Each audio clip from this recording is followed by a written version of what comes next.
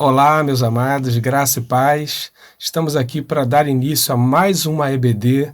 Dessa vez nós vamos começar uma série de estudos, baseado no livro de Salmos. O Espírito Santo, moveu meu coração a respeito deste livro tão lido, É o livro mais citado no Novo Testamento pelo próprio Jesus e pelos demais escritores. Um livro que tem muitas maravilhas que nós podemos aí aprender, e certamente eu tenho certeza que vai produzir frutos abençoados e maravilhosos nas nossas vidas. Estamos de acordo com a liderança, já conversamos com a liderança da EBD e a gente vai dar início. Eu quero fazer aqui uma breve introdução para que você possa tomar conhecimento de algumas coisas bem básicas, sobre o livro de Salmos. O livro de Salmos é um livro que demorou mais de 1000 anos para ser escrito. Nós temos aí diversos autores. Vamos começar com Moisés, há 1500 anos antes de Cristo, e vamos chegar aí a 450 anos antes de Cristo. Então, nesses mais de 1000 anos, diversos autores foram usados por Deus para compor esses maravilhosos salmos. O maior escritor, aquele que tem mais livros escritos em salmos, é Davi. Davi tem pelo menos ali 73 salmos, ou seja, só Davi escreveu quase a metade dos 150 salmos que nós temos na Bíblia. E nós vamos ter também aqui Asaf, que escreveu 12 dos salmos escritos, ali que nós temos.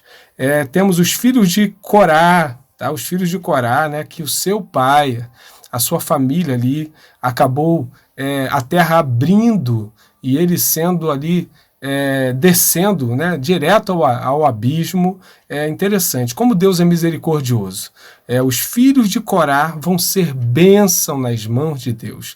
Veja bem que não importa se os pais, os avós, o que eles fizeram, qual era o pensamento, você tem que entender que a salvação é individual e não há marcas, não há nada, nenhum tipo de maldição que possa ter acontecido no passado que possa trazer danos para a tua vida. Você pode ser uma bênção como os filhos de Corá, que escreveram 11 dos salmos que nós temos na Bíblia. Salomão escreveu 2 salmos, Moisés escreveu 1 e Etã escreveu 1 também. 50 dos salmos são anônimos. E como você sabe, salmos são cânticos, são poemas de oração, que esses homens de Deus ali, em momentos bem delicados, você vai ver salmos que foram escritos ali em momentos de grande luta. São orações fervorosas que estão sendo feitas em momentos de angústia. E você também vai ter salmos de louvores, como o Salmo 100, um salmo maravilhoso de celebração. Então, o livro de Salmos, você vai ter muitas curiosidades, que nós vamos perceber a importância dele em nossas vidas. Por exemplo, o próprio Jesus, ele vai fazer citação de salmos, cita algumas vezes alguns trechos que nós temos escritos no livro de Salmos. Você vai ver ele até respondendo ali ao diabo, refutando o diabo com a palavra de Deus. O próprio Jesus usa a Bíblia, mas umas citações que ele faz diretamente ao livro de Salmos, você vai ver, por exemplo, no Salmo 118. Salmo 118, Jesus ali em Marcos, no capítulo 12, versículo 10 e 12, Jesus vai citar o Salmo 118, que está escrito: a pedra que os construtores rejeitaram, essa veio a ser a principal pedra angular. Isto procede do Senhor e é maravilhoso aos nossos olhos. Jesus, ele cita esse Salmo 118, ele vai citar também o Salmo 110, tá? Onde diz aí no versículo 1, disse o Senhor ao meu Senhor, assenta-te à minha direita, até que eu ponha os teus inimigos debaixo dos teus pés. Isso está em Marcos, capítulo 12, versículo 35 ao 37. Jesus, ele vai citar salmos, e isso mostra o quão inspirado é esse livro maravilhoso, que nós temos muita coisa a aprender. Tá? Nós temos aí, como eu disse, salmos de louvor, são pelo menos 40 salmos, tá? Onde nós vamos ver ali como o Salmo 100, o Salmo 103, salmos de oração, né? Fazer uma citação aqui de alguns, o Salmo 23, o Salmo 91, o Salmo 121, são salmos aonde os autores estavam passando por momentos bem delicados e eles estão clamando ao Senhor. Ou seja, o bom do livro de Salmos é que você vê os autores bíblicos abrindo o seu coração, rasgando o seu coração diante do Senhor. Tá? Isso é importante, que nos ajuda, nos ensina também como a orar. Há pelo menos 116 citações no Novo Testamento referentes a salmos, tá? Então nós vemos aí a grande importância, tá, desse livro maravilhoso, algumas vezes chamado de saltério, tá? São louvores, são o Pentateuco, né, como alguns judeus vieram a chamar, o Pentateuco, eles consideram salmos, né, que está dividido também em 5 partes, eles chegam a chamar também de Pentateuco, né, o Pentateuco de louvores ao Senhor. Tá? Nós temos algumas curiosidades, eu anotei aqui algumas coisas para compartilhar com vocês. Tá? Curiosidade aqui do livro de Salmos, né? O menor livro da Bíblia está, tá, no livro, o melhor livro não, melhor dizendo, o menor capítulo da Bíblia é um capítulo que está no livro de Salmos. É o Salmo de número 117. Eu posso até ler aqui, de tão pequeno que ele é. Tá? O menor capítulo da Bíblia diz assim: louvai ao Senhor, vós todos os gentios, louvai-o todos os povos, porque muito grande é a sua misericórdia para conosco, e a fidelidade do Senhor subsiste para sempre. Aleluia. Portanto, terminei de ler aqui um capítulo inteiro, né, que é o Salmo 117. Agora, o maior capítulo da Bíblia também, que eu não vou ler, né, senão acabaria com o nosso tempo, é o Salmo 119.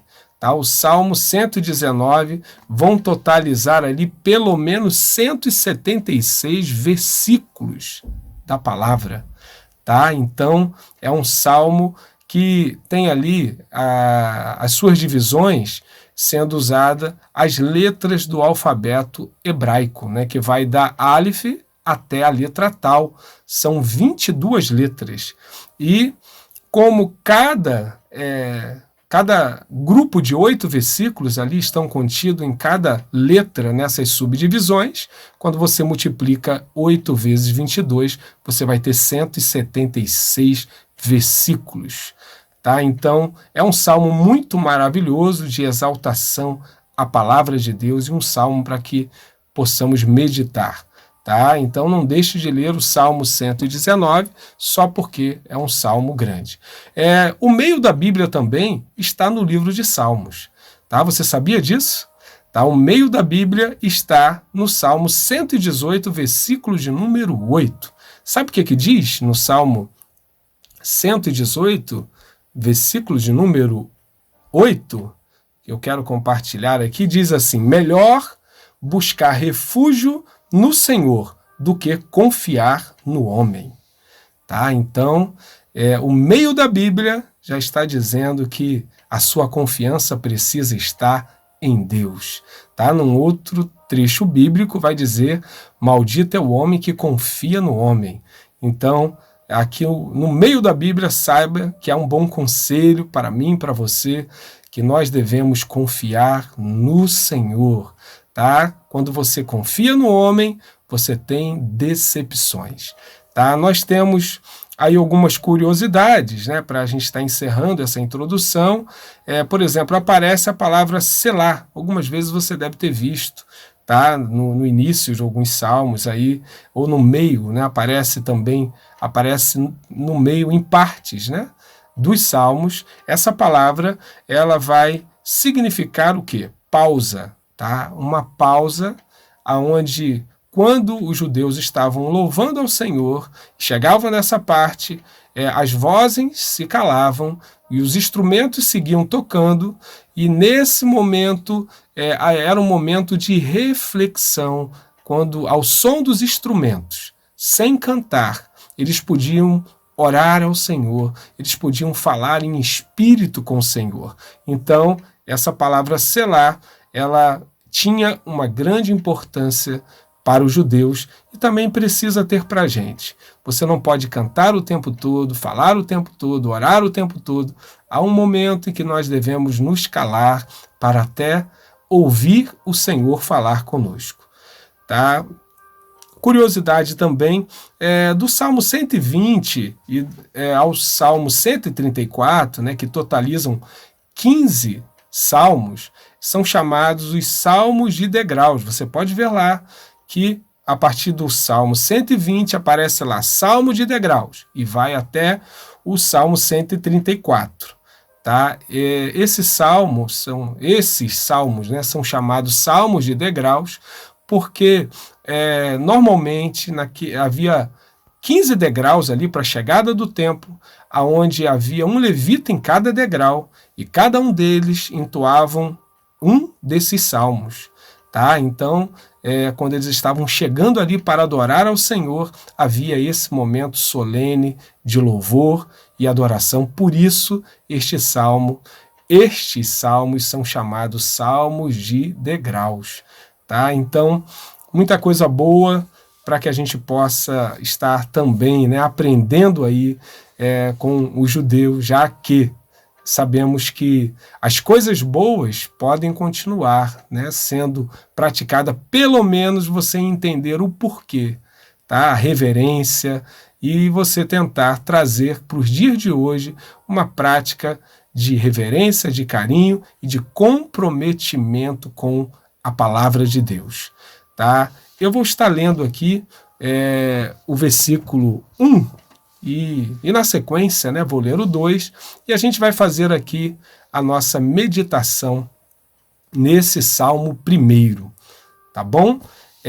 O versículo 1 diz assim: Bem-aventurado o homem que não anda no conselho dos ímpios, nem se detém no caminho dos pecadores, nem se assenta na roda dos escarnecedores.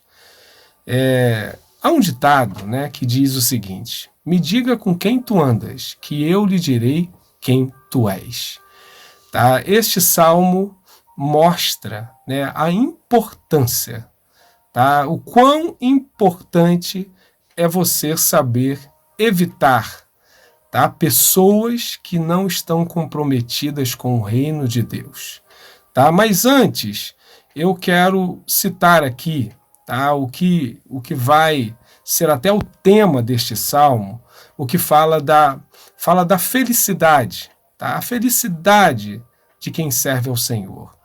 É possível a gente ser feliz? O crente, você acredita que Deus, ele criou o crente, criou o homem, criou o ser humano para que ele seja feliz? É evidente que sim. Tá? Essa palavra, inclusive, bem-aventurado, ela vai significar muito feliz. Ou seja, o plano de Deus é que eu e você sejamos muito felizes, possamos desfrutar de uma alegria e de uma felicidade plena. Esse é o plano de Deus para o homem. Eu costumo dizer que a vontade de Deus é boa, agradável e perfeita. Mas o homem quando ele sai dos propósitos de Deus, quando ele desobedece à palavra de Deus, então ele começa a ter consequências na sua vida. Aí sim, eu quero voltar por onde eu comecei, quando a Bíblia fala que aqui o homem feliz, o que ele não faz? Ele não anda no conselho dos ímpios. Tá? O que nós aprendemos em primeira mão, tá, é que há um movimento, tá, que acontece de forma gradativa, onde num primeiro momento alguém começa a andar. Né? É um movimento, parece ainda um tanto descomprometido na sua totalidade, mas alguém começa a andar segundo o conselho dos ímpios. Tá? Aí, na sequência, o versículo vai dizer, não se detém. Ou seja, depois de andar, essa pessoa parece que ela para, tá? Porque ela se detém. Parece que há uma estabilidade ali, onde já não é só um andar, mas agora ela se estabiliza no caminho do ímpio. Tá? No caminho dos pecadores, né? O que o versículo vai dizer. Então, na sequência, diz que nem se assenta na roda dos escarnecedores. Ou seja, esse movimento linear, gradativo, de andar e depois se deter, tá? E depois se assentar, mostra que é aquela história, né? Se o mal vier de uma forma bem direta para te induzir a você praticar o mal, a você se aliar ao mal, você pode fugir. Mas o sapo, né, alguém disse que se colocar ele numa água fria e ir aquecendo a água lentamente, o sapo não percebe e ele acaba morrendo ali. Então, muitas pessoas acabam caindo, né, nesse conto do adversário de forma gradativa. Por isso que a Bíblia vai dizer para a gente tomar cuidado com as raposinhas, cuidado com as pequenas coisas que vêm roubando a sua santidade. Cuidado, cuidado, porque o inimigo vem em sapatinho de algodão e quando você vê, tá, você perde a felicidade, porque aqui o texto vai dizer que bem-aventurado, ou seja, feliz é aquele que não anda no conselho dos ímpios, nem se detém no caminho dos pecadores e nem se assenta à roda dos escarnecedores. Tá? Então, o segredo da felicidade, muitas das vezes, está em você saber dizer não. Tem gente que diz, eu não sei dizer não. Tome muito cuidado, tá? Porque no não em que você evita grandes sofrimentos na sua vida. A Bíblia vai mostrar que um dos filhos de Davi, chamado Aminon, ele não soube dizer não para um conselho ímpio que um homem chamado Jonadab deu para ele, um familiar dele. E por ele seguir o conselho de Jonadab, que atendeu ali o que o coração de Aminon já estava pensando em fazer, que era algo terrível, né? Ele estava com planos de estuprar a sua própria irmã. Jonadab vai dar um plano pronto para que Aminon venha praticar esse incesto. E aí o que vai acontecer? Grandes tragédias vão suceder a esse estupro, tá? Onde vai acontecer ali Absalão vai acabar assassinando o Aminon e logo posteriormente a isso tudo, Absalão depois vai acabar se tornando inimigo do seu próprio pai, ou seja, uma tragédia, né? Um abismo chama outro abismo. Nós precisamos então estar vigilante quanto a isso. Eu quero te alertar também, tá? O que a Bíblia vai dizer ali em 1 Coríntios, olha só, eu quero que você preste bem atenção. Olha o que diz em 1 Coríntios no capítulo 5. Já em carta vos escrevi que não vos associeis com os impuros. Refiro-me com isto não propriamente aos impuros deste mundo, ou os avarentos, ou os roubadores, ou idólatras, pois neste caso terias de sair do mundo. Mas agora vos escrevo que não vos associeis com alguém, dizendo-se irmão, for impuro, ou avarento, ou idólatra, ou maldizente, ou beberrão, ou roubador. Com esse tal, nem ainda comais. Está em 1 Coríntios, no capítulo 5, versículo 9, até o versículo 11. Aqui o apóstolo Paulo está dando um alerta, porque quando nós lemos um salmo como este, que fala de pecadores, que fala de ímpios, que fala de escarnecedores, alguém pode dizer assim: que bom que eu estou na igreja, que bom que na casa de Deus não tem nenhum tipo de gente desse tipo. Mas aqui o apóstolo Paulo está nos mostrando que há um tipo de gente pior do que um ímpio, que muitas das vezes, sem Jesus, pode ser um bom pai, pode ser até uma pessoa que trabalhe, uma pessoa esforçada, uma pessoa educada. Mas aqui o apóstolo Paulo está fazendo uma citação que é possível dentro da igreja haver pessoas que, apesar de, com a sua boca, professar uma fé teórica, o seu estilo de vida é um estilo de vida que nada tem a ver com aqueles que verdadeiramente aceitaram Jesus como Salvador. Eu tenho visto que nos tempos de hoje, muitos têm colocado as amizades acima de tudo. Amizades, e independente do que o seu amigo venha se envolver, o tipo de prática que ele venha se envolver, e muitas das vezes isso gera consequências. Tá? Muito cuidado com quem você anda. A Bíblia vai mostrar um rei chamado Acasias. Ele era um rei de Judá. Interessante que havia um problema sério acontecendo no reino norte, que era no reino de Israel. E quando Jeú ele vai ali para matar o rei do reino norte, que se chamava Jorão. Jorão era filho de Jezabel e de Acabe. Quem se encontrava lá era o rei Acasias, que nada tinha a ver com essa história. E ele vai ser assassinado junto com Jorão. Por quê? Quando você está no lugar errado, com a pessoa errada, você sofre as consequências, né? Como também tem um outro ditado que passarinho que acompanha morcego acaba dormindo de cabeça para baixo. Tá? Você deve ficar muito ligado, muito atencioso. Tome muito cuidado. Tem muita gente sofrendo, tem muita gente passando consequências com a sua família. Casamentos têm até acabado por causa de más companhias. Cuidado, que as más conversações corrompem os bons costumes.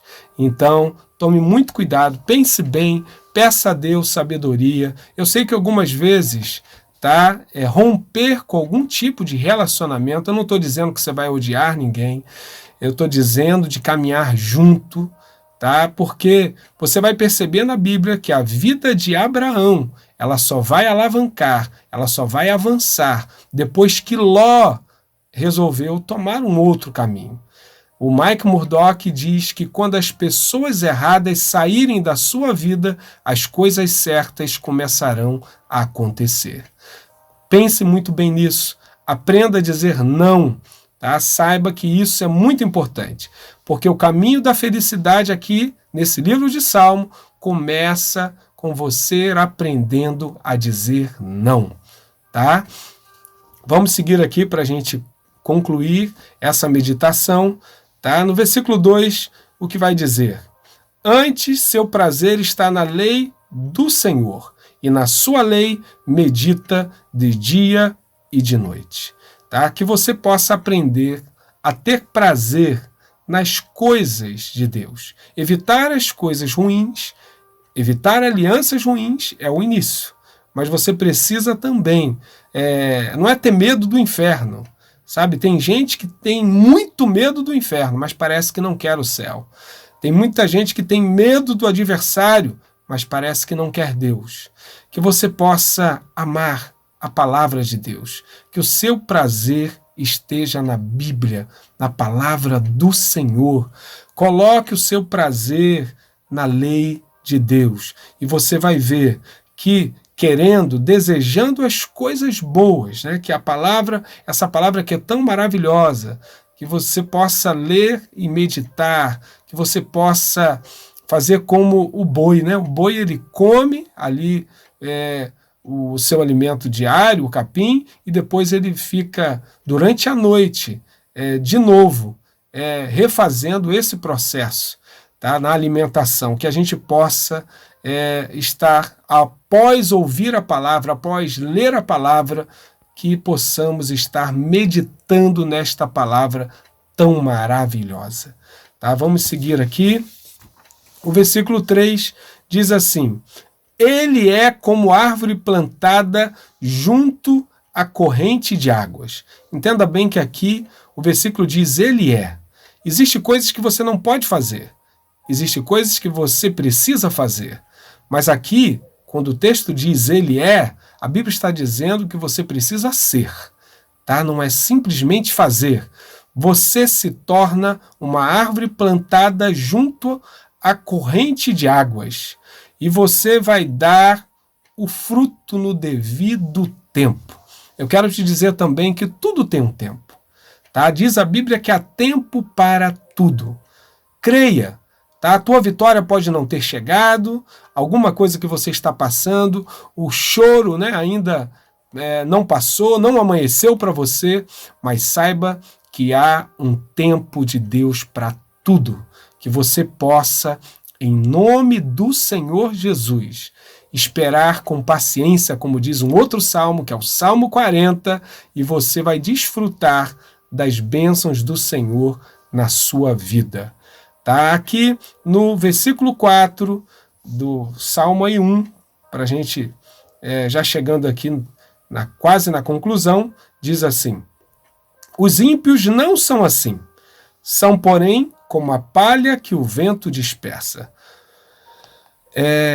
Os ímpios realmente eles vão sofrer as consequências dos seus atos. A prosperidade do ímpio, né, aquela falsa prosperidade, a riqueza que o ímpio vive é passageira. Você vê alguém muito bem.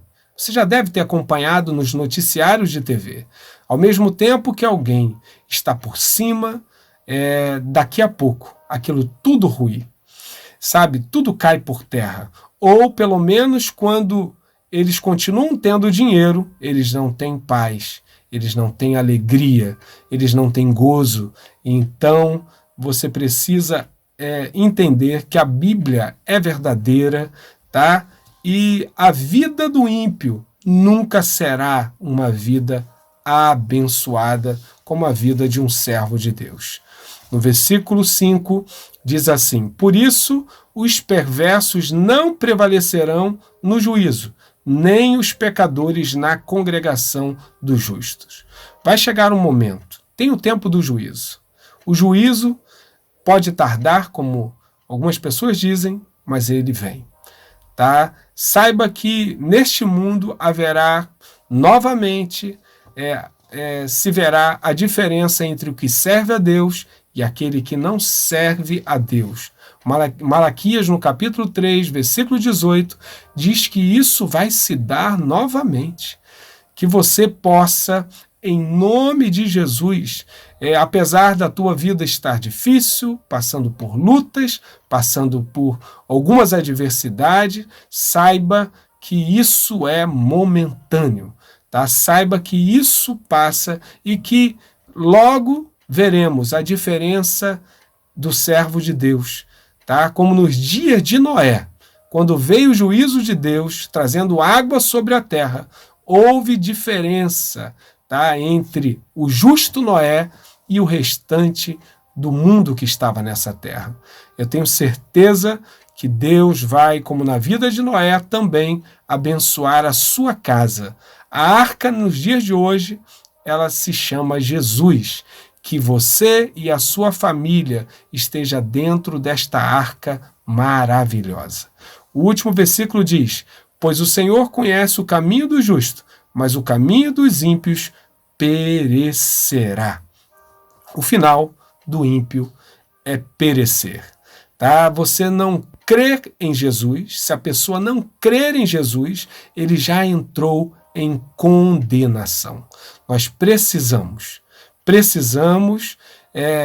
aceitar Jesus, deixar que ele transforme a nossa vida, o nosso caráter, a nossa forma de pensar, para que tenhamos uma vida santa e possamos dar muitos frutos e viver a totalidade das promessas de Deus. Que você possa ser esta árvore plantada junto aos ribeiros, que você possa dar muitos frutos para o reino de Deus, que você possa vivenciar experiências maravilhosas com Jesus na tua frente, com o Espírito Santo guiando o seu coração, para que, em nome do Senhor Jesus, não só nessa vida, mas também posteriormente, na vida eterna, você possa ter uma alegria total e plena.